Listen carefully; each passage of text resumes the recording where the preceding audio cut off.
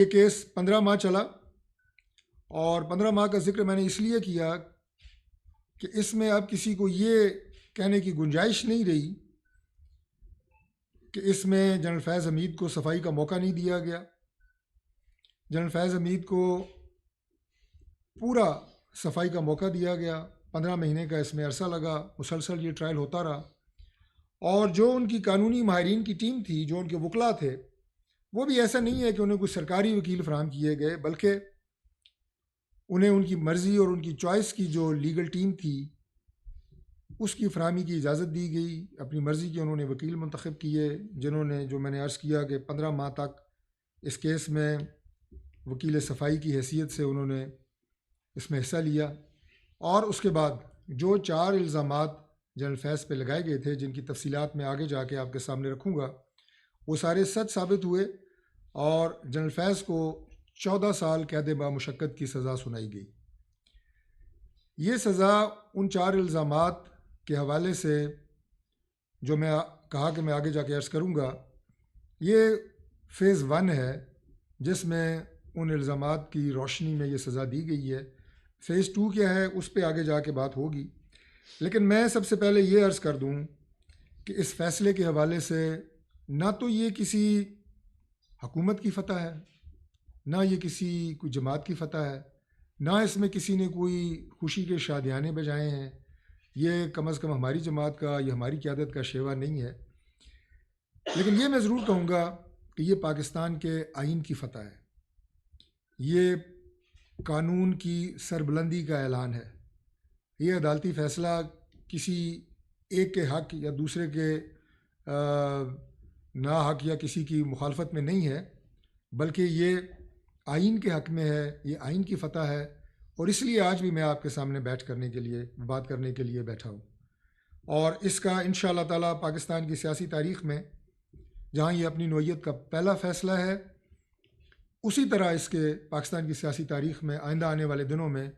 دور رس سیاسی نتائج مرتب ہوں گے۔ اور پاکستان کی، جو میں نے پہلا جملہ کہا تھا کہ ہمارا جو حالیہ سیاسی بحران ہے، اس کی جو اصل جڑیں ہیں وہ جنرل فیض کے ان تمام غیر آئینی اور غیر قانونی اقدامات سے جڑی ہوئی ہیں جو اس دور میں انہوں نے اٹھائے جب وہ DGISI تھے۔ آج کی تمام تر جو آپ کو پولیٹیکل ریپلز، ڈفرینسز اور ایک انتشار کی کیفیت نظر آتی ہے، ان کی اصل جڑیں جو ہیں یہ اس وقت کے ان سیاسی جوڑ توڑ اور آئین سے بالا تر فیصلوں کی وجہ سے ہیں جو جنرل فیض نے اپنے دور میں لیے۔ یہ فیصلہ اس کے ساتھ ساتھ یہ بھی ثابت کرتا ہے کہ کوئی بھی آئین اور قانون سے بالا تر نہیں ہے۔ جنرل فیض جب اقتدار میں تھے تو نہ صرف سمجھا جاتا تھا بلکہ بجا طور پہ سمجھا جاتا تھا کہ وہ پاکستان کے طاقتور ترین شخصیت ہیں، اور آگے جا کے میں یہ بھی بتاؤں گا کہ ان کے دور میں کیا چیزیں ایسی تھیں جنہیں ہم ان کے اختیارات کا ناجائز استعمال کہتے ہیں اور جو ان کے اوپر الزامات تھے، لیکن اس وقت وہ یہ سوچ نہیں سکتا تھا کہ اتنی طاقتور شخصیت بھی کبھی آئین کے شکنجے میں آئے گی۔ اس لیے میں اس بات پہ ایمفسائز دے رہا ہوں کہ یہ فیصلہ ثابت کرتا ہے کہ کوئی بھی آئین اور قانون سے بالا تر نہیں ہے۔ دوسری بات یہ ہے کہ جب بھی آپ اپنی آئینی حیثیت کو اپنے ذاتی اور سیاسی مفادات کے لیے استعمال کریں گے تو جلد یا بدیر اس کا انجام اچھا نہیں ہوگا، اور یہی آج کی صورتحال ہے۔ جنرل فیض نے اپنی آئینی حیثیت کو اور جو اپنی ریاستی پوزیشن تھی، جو ریاست نے انہیں دی تھی، ایک انتہائی ذمہ دار پوزیشن، ایک انتہائی طاقتور پوزیشن، اس ریاستی عہدے کو انہوں نے اپنے ذاتی پسند اور ناپسند کے تحت استعمال کیا، آئین اور قانون سے بالا تر ہو کے استعمال کیا، اور جنرل فیض نے قومی مفاد کے نام پہ جو طاقت کا غیر آئینی استعمال تھا اس سے انہوں نے حکومتوں کو گرایا اور بنایا۔ اگین آئی ریپیٹ کہ قومی مفاد کے نام پہ انہوں نے اپنی طاقت کا غیر آئینی استعمال کر کے حکومتوں کو گرایا اور حکومتوں کو بنایا۔ یہ بنیادی جرم تھا جنرل فیض کا، اگر ایک لائن میں کہا جائے۔ اور جیسے میں نے پہلے کہا کہ اس وقت تو اندازہ نہیں تھا شاید انہیں بھی، شاید کسی کو بھی، کہ جب آئین اور قانون اپنا راستہ لیتا ہے تو پھر بڑے بڑے نام جو ہیں وہ اس کی زد میں آ جاتے ہیں۔ اور اسی طرح میں یہ بھی عرض کروں گا کہ جب آپ اپنے ریاستی منصب کو سیاسی انجینئرنگ کے لیے استعمال کرتے ہیں تو پھر اس کے نتائج ہوتے ہیں. یہ جو پولیٹیکل انجینئرنگ جنرل فیض کرتے رہے ہیں اس کے پھر نتائج ہوتے ہیں، اور اس کے نتائج ریاست، پاکستان، آئین اور ان کا ادارہ وہ بھگتتا ہے. وہ تو یہ سمجھ رہے تھے کہ شاید جو کچھ میں کر رہا ہوں اس کا مجھے تو کبھی بھی حساب کتاب نہیں دینا پڑے گا، لیکن اس دن سے لے کے آج تک پچھلے 8-10 سال سے پاکستان ان کے غیر آئینی اور اپنے اختیارات سے تجاوزات جو انہوں نے کیا، من پسند انہوں نے فیصلے کیے، ان کا خمیازہ پاکستان آج 8 سے 10 سال ہو گئے ہیں وہ بھگت رہا ہے. اور وہ فیصلے کیا تھے وہ میں آپ کو مختصراً عرض کر دیتا ہوں کہ اس وقت کی منتخب حکومت کو، جو میاں نواز شریف صاحب کی حکومت تھی، ایک ملک کا الیکٹڈ پرائم منسٹر، انہیں غیر آئینی، غیر قانونی، غیر جمہوری طریقے سے اپنے منصب سے ہٹایا گیا. ان کے خلاف پھر ہمارے جو چیف منسٹر تھے اور آج کے پرائم منسٹر میاں شہباز شریف صاحب، ان کے خلاف جھوٹے بے بنیاد من گھڑت مقدمات بنائے گئے، انہیں پابند سلاسل کیا گیا. اور ہماری دوسری جو قیادت تھی، وہ چاہے موجودہ چیف منسٹر مریم نواز شریف صاحبہ ہوں، حمزہ شہباز ہوں، ہمارے متعدد وزراء کی، رانا ثناء اللہ، سعد رفیق، احسن اقبال، لمبی ایک فہرست ہے ہمارے وزراء کی جو پابند سلاسل رہے، ان کے خلاف مقدمات بنائے گئے. اور حنیف عباسی کا نام بھی لوں، جھوٹے مقدمات. تو یہ وہ پولیٹیکل انجینئرنگ تھی جو اس دور میں کی گئی، اور اس کے ساتھ ساتھ ایک طرف ایک جماعت کو نشانہ بنایا جاتا رہا تو دوسری طرف ایک دوسری جماعت کو سیاسی جو فائدہ ہے وہ دیا جاتا رہا، انہیں پروموٹ کیا جاتا رہا، اور ان کی لیڈرشپ کو اس انداز سے پروموٹ کیا گیا. کیونکہ آپ یہ دیکھیں کہ جب ایک جماعت کو اس طرح ڈمنش کیا گیا، اسے ختم کرنے کی کوشش کی، تو دوسری جماعت کو ایلیویٹ کرنے کی کوشش کی، اس کی لیڈرشپ کو ایلیویٹ کیا گیا، اور وہ مخصوص چہروں کو آگے لگایا گیا. اس سے جو عوام میں تقسیم بڑھی، اور اس کے ساتھ ساتھ جو اداروں کے اوپر عوام کا اعتماد کمزور ہوا، اور پورا سیاسی نظام جو ابھی تک سنبھل نہیں سکا اس میں عدم استحکام پیدا ہوا، جمہوری نظام کو نقصان ہوا.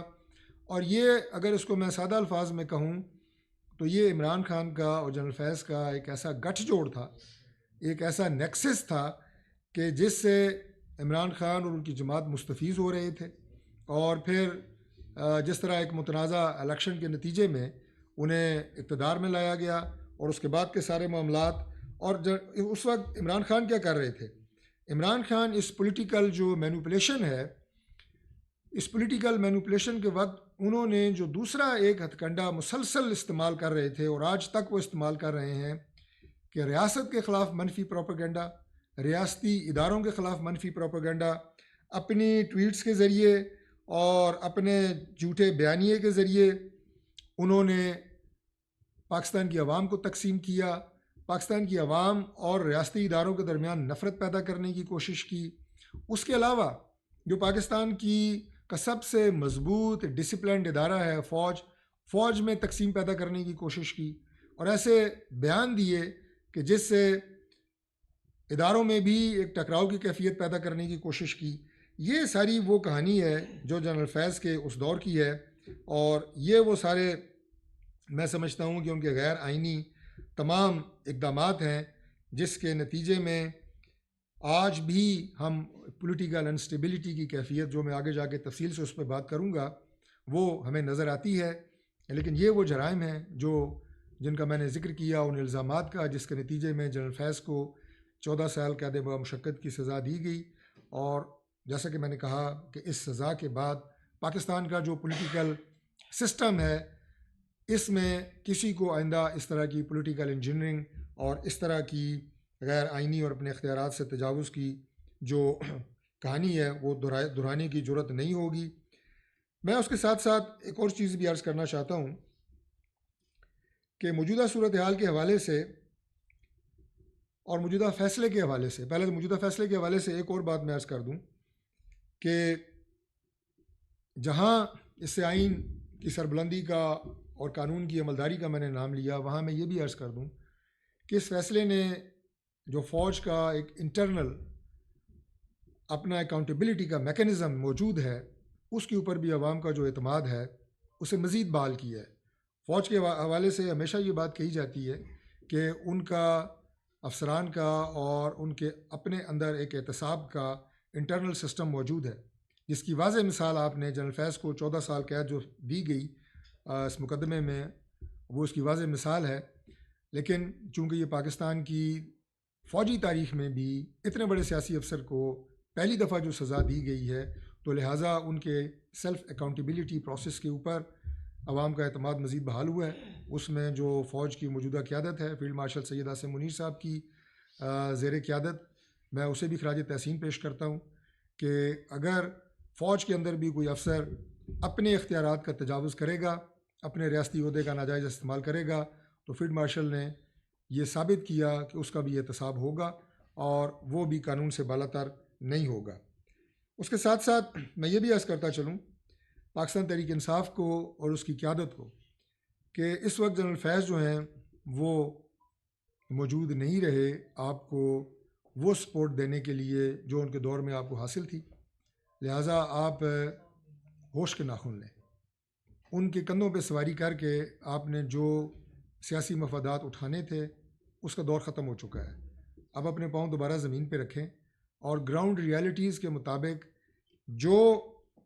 اس وقت منفی سیاست آپ پاکستان میں کر چکے ہیں اس کے ہمارے معاشرے پہ، ہمارے نوجوانوں کے ذہنوں پہ، ہماری پولیٹیکل فیبرک پہ بڑے ہی منفی اس کے نشانات ہیں۔ اور اس وقت جس تفریق کی اور پولیٹیکل ریپلز کی میں بات کر رہا ہوں وہ آج اپنی پیک پہ ہے آپ لوگوں کی منفی سیاست کی وجہ سے۔ ابھی بہت زیادہ اس بات کا زور و شور رہا کہ عمران خان سے ملاقات نہیں کرائی جاتی۔ عمران خان سے متعدد دفعہ ملاقات کرائی گئی،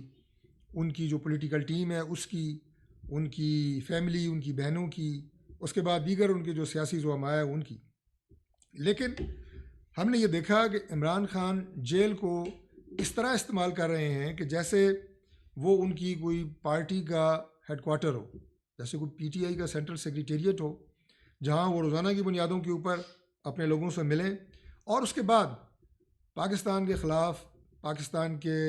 ریاستی اداروں کے خلاف اور ریاستی اداروں کے سربراہ کے خلاف منفی پروپیگنڈا ٹویٹس، اور وہ ٹویٹس کہ جن کا اگر آپ متن اٹھا کے دیکھیں تو وہ منون وہی ہوگا جو ہمارا دشمن ملک انڈیا پاکستان کے خلاف کروا رہا ہے، خود بھی اور جو لوگ باہر بیٹھے ہیں پاکستانی وہ بھی مل کے ایک ایسا پروپیگنڈا ہمارے ریاستی اداروں کے خلاف، ہماری فوج کے خلاف، فوج کی قیادت کے خلاف، جو اس وقت اللہ تعالیٰ نے آپ کو عزت دی ہے اس کو آپ دیکھیں کہ وہ کمال انتہا پہ ہے۔ اگر میں مارکہ حق کی بات کروں، اگر میں 9 اور 10 مئی کی بات کروں کہ جس میں اللہ تعالیٰ کی ذات نے ایک بڑی واضح فتح اور برتری آپ کو انڈیا کے خلاف دی، آپ نے 6 ان کے جہاز گرائے، فیلڈ مارشل سید عاصم منیر صاحب کی جو اس وقت چیف آف ڈیفنس فورسز ہیں ان کی قیادت میں، اور ہمارے جو آرمی چیف ہیں ظہیر بابر سدھو صاحب، ان کی کمان میں ہماری ایئر فورس، اس کی دھاک آج پوری دنیا میں بیٹھی ہوئی ہے۔ پوری دنیا آج پاکستان کو بڑی عزت، بڑی تکریم کی نگاہ سے دیکھ رہی ہے۔ آپ کو اسلامی ممالک ہوں یا بین الاقوامی دنیا ہوں، آپ کو ایک منفرد پذیرائی مل رہی ہے جو اس سے پہلے پاکستان کو کبھی نہیں ملی۔ ہماری جو سویلین قیادت ہے جس کے سربراہ جو ہیں وہ وزیر اعظم میاں شہباز شریف صاحب ہیں، ان کی کوآرڈینیشن، ان کی محنت آج پوری دنیا کے ساتھ جس طرح وہ انٹریکٹ کر رہے ہیں اور جو رسپیکٹ انہیں پوری دنیا میں مل رہی ہے، یہ پاکستان کی تاریخ میں یہ مناظر کبھی نہیں دیکھنے میں آئے۔ سعودی عرب نے اپنے ملک کا حرمین شریفین، اس کی دفاع کی ذمہ داری ہماری افواج کو دی ہے، ہماری عسکری قیادت کو دی ہے۔ یہ ساری آپ کی کامیابیاں ہیں۔ امریکہ، آپ کا یورپ، آپ کے باقی ممالک، وہ آج آپ سے بات چیت کرنے کے لیے، آپ کے ساتھ معاہدے کرنے کے لیے، تعلقات کو بہتر بنانے کے لیے وہ آج آپ کے ساتھ قدم بقدم کھڑے ہیں۔ چائنا آپ کے ساتھ کس طرح پہلے سے کئی گنا زیادہ معاملات میں ایم او یو سائن ہو رہے ہیں، دورے بیرون ممالک ہمارے ان تمام دوستوں کا جن کے میں نے نام لیا وہ پاکستان آ رہے ہیں، یہاں سے ہمارے جو ہیں وہ ڈیلیگیشنز جا رہے ہیں۔ پاکستان کے اندر جتنے بھی آپ کے اکنامک انڈیکیٹرز ہیں وہ بڑھ رہے ہیں، اسٹیبلٹی کے لیے کوشش ہو رہی ہے جس پہ آگے جا کے میں بات کروں گا۔ دہشت گردوں سے ہم لڑ رہے ہیں، قوم کے اندر اتحاد اور اتفاق پیدا کرنے کی ہم کوشش کر رہے ہیں، یہ سینیریو آپ کا ایک طرف چل رہا ہے، دوسری طرف ایک شخص جیل میں بیٹھ کے ہمارے اداروں کو کمزور کرنے کی ناکام کوشش کر رہا ہے جو کبھی کامیاب نہیں ہوگی، اور ایسا ایک نفرت اور زہریلا پروپیگنڈا کر رہا ہے فوجی قیادت کے خلاف، فیلڈ مارشل کے خلاف، ہماری افواج کے خلاف، ہمارے ریاستی اداروں کے خلاف، جو کہ کسی صورت بھی قابل قبول نہیں ہے۔ نہ دنیا کا کوئی مہذب معاشرہ اس کو قبول کر سکتا ہے۔ یہ وہ آپ یہ کہیں کہ ان کا منفی اور مکروہ بیانیہ ہے کہ جس کو ایکسپوز کرنا یہ ہماری ذمہ داری ہے اپنی نوجوان نسل کے لیے، اپنی قوم کے اندر جو وہ ہماری قوم کے اندر جو وہ ڈیوائڈ پیدا کرنے کی کوشش کر رہے ہیں، اس کو اپنی نوجوان نسل کے سامنے رکھنا یہ ازحد ضروری ہے۔ اگر تھوڑا سا میں آپ کو مزید اپنی جو ہماری انٹرنل سچویشن ہے، ایکسٹرنل سچویشن میں نے آپ کو بتائی، پاکستان جو کامیابی کے جھنڈے گاڑ رہا ہے اللہ تعالیٰ کے فضل سے، وہ میں نے آپ کے سامنے رکھے۔ انٹرنلی آپ دیکھیں کہ انٹرنلی جس طرح کی ریفارمز ہو رہی ہیں، میں اگر سیدھا چلا جاؤں اس صوبے میں جہاں اس وقت دہشت گردی کے حوالے سے اقدامات ہو رہے ہیں، ہماری افواج لڑ رہی ہیں، ہمارے جو لا انفورسنگ ایجنسیز ہیں، انٹیلیجنس کے ادارے لڑ رہے ہیں، میں کے پی کی بات کر رہا ہوں، اور وہاں پہ آپ دیکھیں کہ افغانستان کے ساتھ ہم نے پوری کوشش کی جو آج بھی جاری ہے کہ کسی طرح بات چیت کے ذریعے افہام و تفہیم سے اس معاملے کو حل کیا جائے۔ کسی بھی پڑوسی ملک اور خاص طور پہ اگر وہ ایک برادر اسلامی ملک ہے تو اس کے ساتھ تعلقات خراب کرنا یہ کسی کی بھی خواہش نہیں ہے۔ ہم افغانستان کے ساتھ اچھے تعلقات چاہتے ہیں۔ افغانستان کے عوام کے لیے پاکستان نے جو قربانیاں دی ہیں، دنیا کا کوئی ملک ایسا نہیں ہے جو 40 سال کسی نے 40 لاکھ سے زائد اپنے برادر اسلامی ملک کے بھائیوں کو انٹرٹین کیا، ان فیملیز کو انٹرٹین کیا، اور ہم نے وہ سب کیا۔ اس سے ہمارے معاشرے کے اندر ہمیں کتنا سیکریفائز دینی پڑی وہ سب کو پتہ ہے۔ آج اگر افغانستان کی سرزمین استعمال ہو رہی ہے پاکستان میں دہشت گردی کے خلاف، تو اس کے ذمہ دار ہم افغان عوام کو نہیں سمجھتے، اس کی ذمہ دار افغان طالبان رجیم ہے، جس کے ساتھ بات چیت کی گئی، جس کے ساتھ ترکیہ میں بات ہوئی، جس کے ساتھ قطر میں بات ہوئی، لیکن اگر وہ ایک تحریری معاہدہ دینے کے لیے تیار نہیں ہے تو ہم تو اپنے دفاع کا حق مکمل طور پہ محفوظ رکھتے ہیں۔ پھر یہ کہا جاتا ہے جناب، اور اس کے لیے جو بھی اقدامات ہمیں اٹھانے پڑے وہ ہم پہلے بھی اٹھائے ہیں اور آئندہ بھی اٹھائیں گے۔ اور دوسری بات کے پی کی اگر میں بات کروں تو اس کے جو چیف منسٹر ہیں ان کا جو ایک عدم تعاون کا رویہ ہے، یہ دہشت گردی کی جنگ کی میں بات کر رہا ہوں، آپریشن جناب یہ نہیں ہونا چاہیے۔ مجھے آپ یہ بتائیں کہ آپریشن کا شوق کسے ہے؟ جب افواج آپریشن کر رہی ہیں ہماری اور عسکری ادارے، ہمارے انٹیلیجنس کے ادارے، لا انفورسنگ ایجنسیز، رینجرز، اس وقت آپ یہ دیکھیں کہ خود ان کا اپنا جانی مالی اس کے اندر کیا چیز جو ہے نقصان ہو رہی ہے۔ مالی کو چھوڑیں، وہ تو ایک الگ کہانی ہے، لیکن سب سے بڑی چیز کہ کتنی قیمتی انسانوں جانوں کی قربانیاں جو ہیں وہ ہماری مسلح افواج کے جوان اور ان کے افسران جو ہیں وہ اس جنگ میں دے رہے ہیں۔ کس کو شوق ہے اس آپریشن کا؟ کیا ایسی کوئی بھی چیز کسی شوق کے تحت کی جا سکتی ہے کہ جس میں ہمارے خوبصورت نوجوان افسر سپاہی سارے اپنی جان کے نذرانے دے رہے ہیں؟ اور جب ہم ان کی فیملیز سے بات کرتے ہیں، جب شہداء کی جسد خاکی ان کے گھروں کو جاتے ہیں، تو ان کی مائیں، ان کی جو باپ ہیں، ان کی جو بیگمات، ان کے حوصلے آپ دیکھیں پہاڑ کو چھو رہے ہوتے ہیں۔ وہ عزم اور حوصلے اور بہادری کے پہاڑ ہیں۔ ان لوگوں کی قربانیوں آپ کو نظر نہیں آ رہی، ان کو گرتا ہوا خون آپ کو نظر نہیں آ رہا، اور اس کے بعد آپ اس کو مذاق اڑاتے ہیں۔ کبھی جناب یہ آپریشن کیوں ہو رہا ہے، ہو نہیں رہا، کبھی گڈ کہتے ہیں، کبھی بیڈ کہتے ہیں۔ ہماری سیولینز کی کتنی اس میں شاتیں ہوئی ہیں، وہ کسی سے ڈکی چھپی بات ہے۔ ابھی 2 ہمارے ٹرائبل ایریا میں 2 ہمارے اسسٹنٹ کمشنرز، خوبصورت جوان، 30-32 سال ان کی عمر ہے، اور دونوں بہترین دوست، آج دونوں وہ ہمارے نوجوان افسر دونوں آج جنت میں کٹھے ہوں گے انشاءاللہ۔ یہ قربانیاں آپ کو نظر نہیں آ رہی، اس کے اوپر بھی آپ کا جو ہے وہ تعاون اور آپ کا جو آپ یہ کہیں کہ ایز اے پروونشل گورنمنٹ جو سپورٹ ہے ہماری لا انفورسنگ ایجنسیز کے ساتھ، وہ نہ ہونے کے برابر ہے۔ یاد رکھیں، پاکستان کو ہر صورت میں محفوظ بنایا جائے گا۔ یہ ہماری فیڈرل گورنمنٹ کا، ہماری مسلح افواج کا یہ ایک اٹل فیصلہ ہے کہ پاکستان کے اندر کسی بھی ملک کو اجازت نہیں دی جا سکتی کہ وہ دار اندازی کرے اور اس کے باشندے یہاں آ کے دارالخلافہ میں بم پھٹے۔ ہماری ڈسٹرکٹ کورٹس کے باہر تو پتہ چلا کہ خودکش حملہ آور جو ہے وہ افغانستان سے ہے۔ اگر ایف سی ہیڈ کوارٹر پہ بھی حملہ ہو، 2 خودکش بمبار وہاں پھٹیں تو پتہ لگے جی کہ وہ دونوں بھی افغانی ہیں، ان کے ہینڈلر بھی افغانی ہیں۔ تو اس لیے میں نے یہ 2 ٹوک الفاظ میں کہا ہے کہ یہ مسلح افواج کا اور فیڈرل گورنمنٹ کا بالکل اٹل فیصلہ ہے کہ ہماری سرزمین میں ہم کسی کو یہ اجازت نہیں دیں گے کہ وہ دہشت گردی کرے، وہ در اندازی کرے۔ اگر صوبائی حکومت کے پی کی اس سلسلے میں تعاون کرتی ہے تو یہ بہت خوشی کی بات ہے، انہیں کرنا چاہیے، ذمہ داری کا ثبوت دیں۔ اگر نہیں کریں گے تو ہر وہ طریقہ، چاہے وہ گورنر راج کی شکل میں ہو، وہ ہمارے پاس ایک آپشن کے طور پہ موجود رہے گا،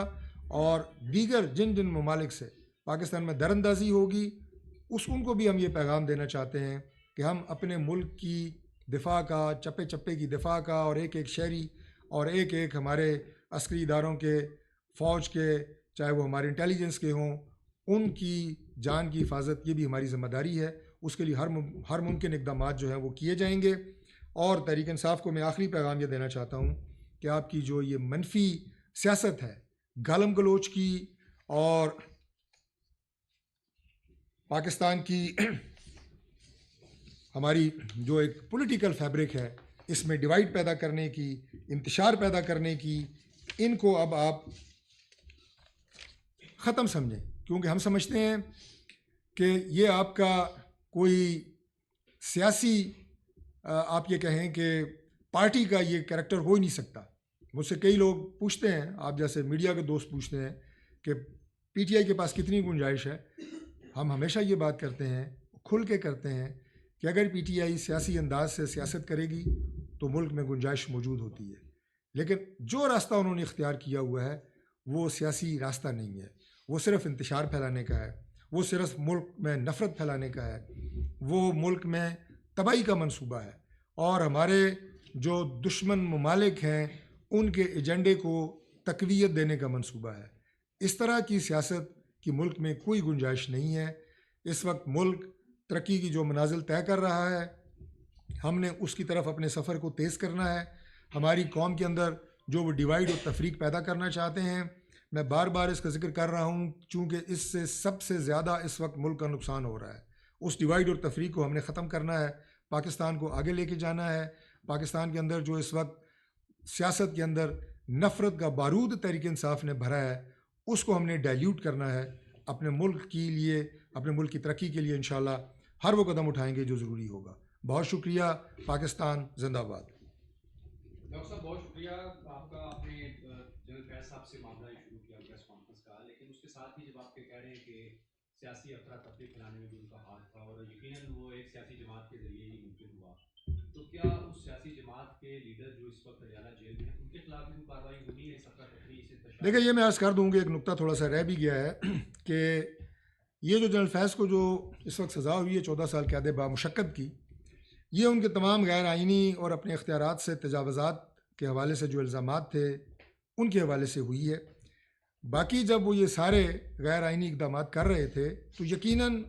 ان کے ساتھ کچھ اور بھی سہولت کار تھے جو ان کی ظاہر ہے اس نیکسس کا حصہ تھے، اور کچھ ایسے لوگ تھے جو اس وقت بینیفیشری تھے جو عمران خان کی شکل میں تھے۔ وہ مقدمات ابھی باقی ہیں۔ Law will take its own course in those cases too. لہٰذا ابھی یہ جو اس پورا جو ایپیسوڈ ہے، اس کی دوسری قسط ابھی بقایا ہے۔ کن کن نے جنرل فیض کی ان تمام غیر آئینی اقدامات، ریاستی عہدے سے غلط فائدہ لینے والے جو ایکشنز تھے، ان کے بینیفیشری کون تھے، کنہوں نے اس کا حصہ رہے، فائدہ اٹھایا، وہ مقدمات ابھی بعد میں آئیں گے۔ ڈاکٹر صاحب یہ بتائیے گا، آپ نے کہا کہ جنرل فیض کا سب سے بڑا جرم یہ تھا کہ وہ پولیٹیکل انجینئرنگ کر رہے تھے، حکومتوں کو گرا رہے تھے اور بنا رہے تھے۔ سابق وزیر اعظم اور مسلم لیگ کے قائد میاں نواز شریف صاحب نے جنرل باجوہ کا بھی بارہا نام لیا، تو کیا ایک ڈی جی آئی اتنا پاورفل تھا کہ اپنے آرمی چیف کی اپروول یا اس کی سرپرستی کے بغیر سب کچھ کر رہا تھا؟ تو اگر جنرل فیض کو سزا ہوئی ہے تو آپ سمجھتے ہیں اس کا دائرہ کار جنرل باجوہ تک بھی جائے گا اور انہیں بھی قانون کا سامنا کرنا پڑے گا؟ دیکھیے، یہ جو آپ نے کہا کہ جو انٹیلیجنس ادارے کے سربراہ کا کتنا انڈیپینڈنٹ ہوتا ہے اور کتنا، یہ تو ظاہر ایک ٹیکنیکل سوال ہے، میں اس میں بات تو نہیں کروں گا، لیکن 15 ماہ کے ٹرائل میں، اور اس میں جب جنرل باجوہ کی اپنی من پسند جو ان کی لیگل ٹیم ہے ان کی موجودگی میں اگر کسی بھی اور کی انوالومنٹ، خاص طور پہ آپ نے جنرل باجوہ کے حوالے سے بات کی ہے، وہ اگر ہوتی تو ضرور سامنے آتی، اور ابھی جب مزید تفصیلی فیصلہ سامنے آئے گا تو آپ اس میں دیکھ لیں گے۔ میرا نہیں خیال کہ اس میں ان کے حوالے سے کچھ نکات سامنے آئے ہیں، ابھی آگے مزید چیزیں سامنے آئیں گی، وہ بھی آپ کو پتہ لگ جائے گا۔ تھینک یو جی، بہت شکریہ۔